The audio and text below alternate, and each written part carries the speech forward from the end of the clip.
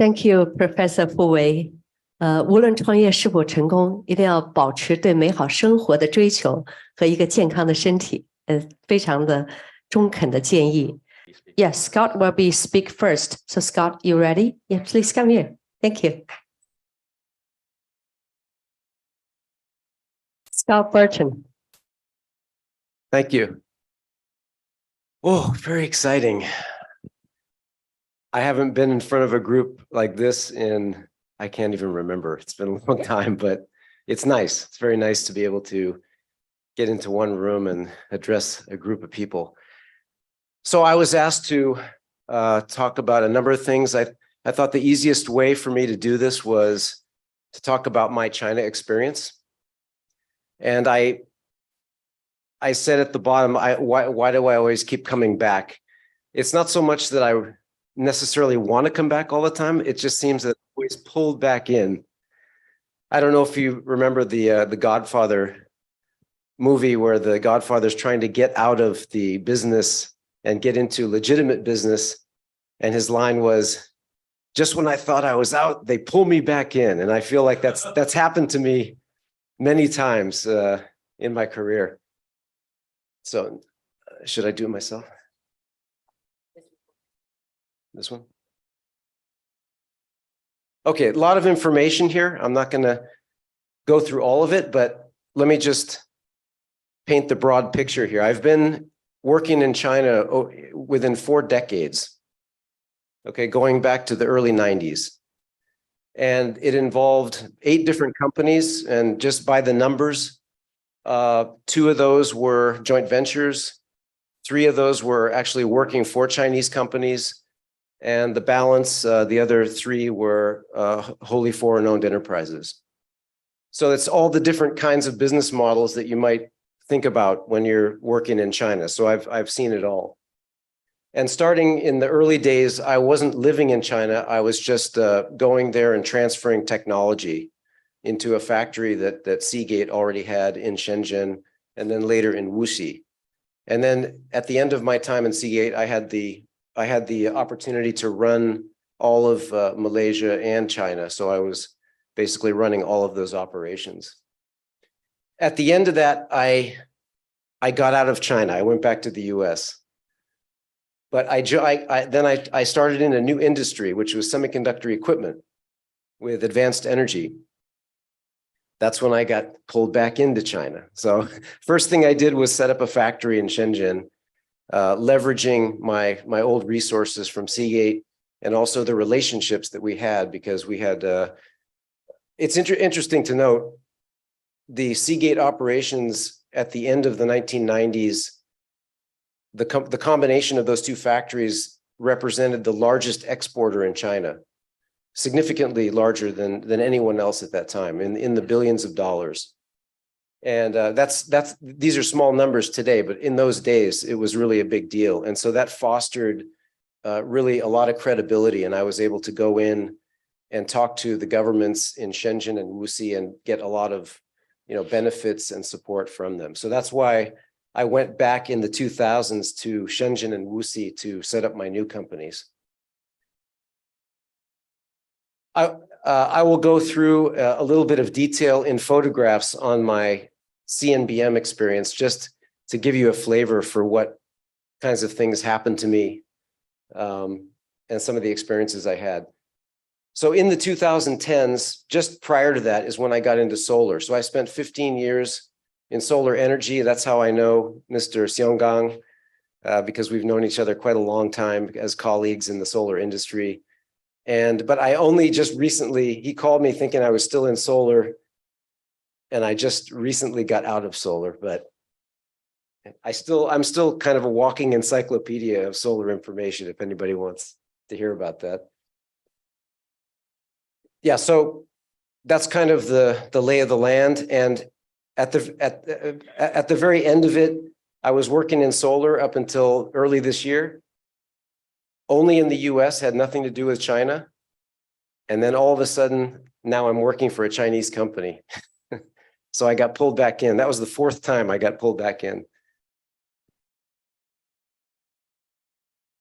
So I made a top 10 list of just things that I have experienced or things that have happened to me. The first is, and you hear about these stories sometimes, but I'll give you a little insight. Being detained in China. This really happens. It happened to me. Normally, when I'm leaving China, I'm alone because I'm on a business trip. This particular trip, I was with my wife, my two sons, and our dogs, and pretty much everything we owned, and we were heading back to the US. And it was on that particular attempt of trying to get out of China that I was held back at customs and I wasn't able to leave. And that has to do with one thing you should realize about the legal system is that it can be used to make things very inconvenient for you by other people or other companies without due process. And so that's just something you have to realize. In the end, I got the whole thing resolved, but it took a matter of months to get this whole thing resolved, and it cost me some money to do that. So the second thing that is very common is building big factories that the government will basically pay for, and they'll build them very rapidly, and then basically that allows you to avoid a lot of the costs that you face if you're trying to operate in the US or pretty much anywhere else in the world. It's a big form of subsidy, and that's a very, I was able to capitalize on that. So that's a good experience that I had. I think you can see number 3. So if you're wondering where that happened, it was in Lijiang in Yunnan, So I guess the only thing I'd say about that is I didn't know the dog was dog until after I ate it, and that was everyone's favorite dish. They said, "What is that?" And they said, "It's dog." Okay, I think maybe a lot of you have your Baiju stories, so I won't go into that, but I've gone through that experience. I've been in the JV with the government. I built a lot of factories in China. Two of my projects were squarely affected and very negatively affected by first SARS around the end of 2002, and then, of course, COVID last couple of years. So those had major impacts on projects that I was trying to execute during those times. The Chinese companies that I've worked for, the 3, I was either the only Caucasian employee or one of maybe 2 or 3. And if you have a question about whether I speak Chinese, not very good.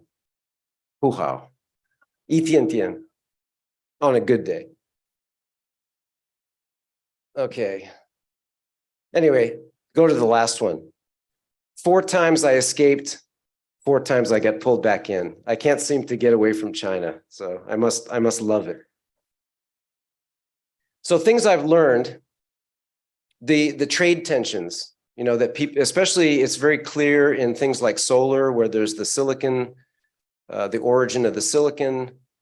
There is the technology transfer related to semiconductor, and all these things are real, and they have real impacts on people's businesses. And they had impacts on businesses that I was working on. So for example, those companies that I listed, like Advanced Energy and Brooks Automation, the products that they were building in China and selling in China, they no longer build those in China, and they no longer sell those in China. So those operations were completely dismantled and taken outside of China, and now they can't even sell those in China. So some sectors have been hit very hard by some of these trade issues. So legal system, I'm not going to go into that because we have a real expert here who will speak later. But I gave you my example of how I was impacted by the legal system. The other thing I noticed time and time again is that the market is generally not available for non-Chinese companies. That has not been true in technologies where there's no other option, so that in China you have to buy from outside companies to get that technology. But as soon as it's a level playing field on technology, you basically are constructively excluded from pretty much any market opportunity. So opportunities that I see for Chinese entrepreneurs, there's a lot of activity in semi-equipment and other high-tech equipment in China, okay, because you can't buy it. So companies are scrambling to figure out how to make advanced power supplies, how to make, etch and CVD tools, other things that go into some of these semiconductor and high-tech applications. So that's a good opportunity. Software, of course, is a great opportunity. EV-related technology, okay, it's an obvious one, but I was really blown away. I made my first trip to China last month since pre-COVID. I was there for 3 weeks, and I could not believe, and all this happened during the COVID period. It's almost completely transitioned over to electric vehicle. It's like every license plate you see is green, at least in the major cities where I was, and I couldn't believe it. And there's so many brands.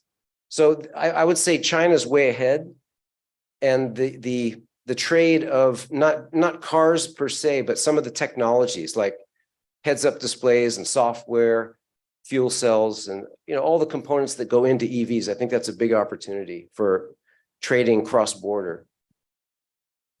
Now, the consumer business, in my view, I'm talking about sort of the heart of the trade engine, which is anything from computers to smartphones to what have you, any kind of gadget you can speak of. I don't think that this was, with the exception of logistics and other things that COVID created, I don't think that right now is impeded by the current trade conditions. I think that's all still wide open, with the exception of maybe access to semiconductors in certain cases. The other thing, knowledge. It used to be that everybody's coming to the US and other places for education. And I think that in China, they should consider stepping up the game on higher education. And I think that current will reverse, and someday people will be going to China for education. And then infrastructure is obvious. Actually, every time I go, especially not having been there for a few years, and then you go back to China, it's unbelievable the amount of progress that they've made. Okay, take you through a couple of examples. So this company, Brooks Automation, that is no longer producing because of it's too high tech. These are load ports that are used for the front end of semiconductor tools.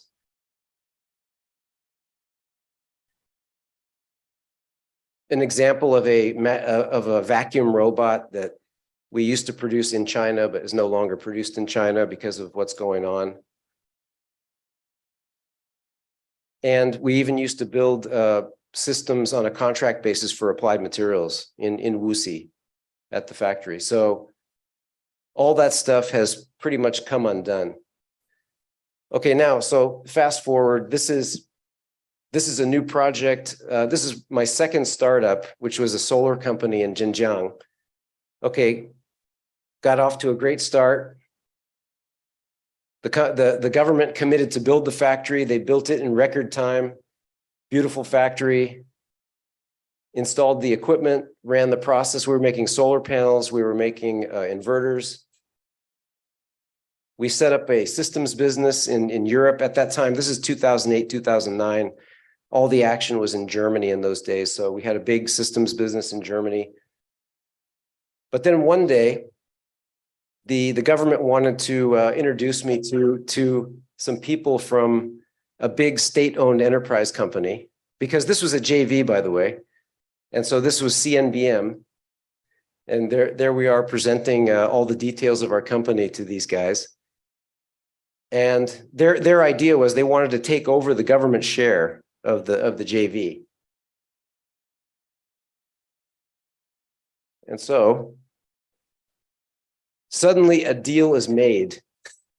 And you'll notice this deal has nothing to do with me or my partners. This is between the mayor of Xinjiang and the heads of CNBM. And so anyway, that's not necessarily a bad thing. And you would think that, hey, this team, we can work happily ever after. But sadly, that was not the case. And this was not an example of a great joint venture after that change. And so these are like hard lessons that I learned. But you know what? So that's just one example of a lot of cases that I could go through. And if anybody's interested in talking to me about other things, based on all those other companies I showed, I'm perfectly willing to have that conversation if people want to talk to me about that. But if you are persistent enough and you know how to have fun in China, and you know how to work hard, and you have the support of your family. So one thing is, I kept my family with me the whole time. So every adventure that we went on, we were always together. And if you can keep that going, then something good can happen to you. That happened to me a couple of weeks ago, which is my two sons just graduated from college with degrees in software engineering. So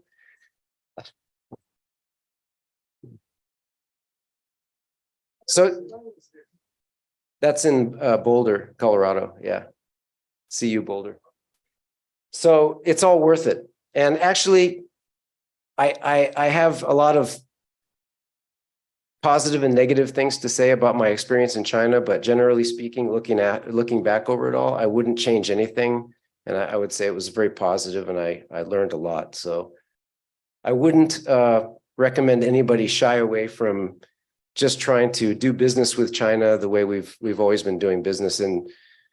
But of course there's limitations, but it's still the biggest business opportunity on the planet at this moment is the interaction between China and the US, and the interaction between China and the EU. So thank you.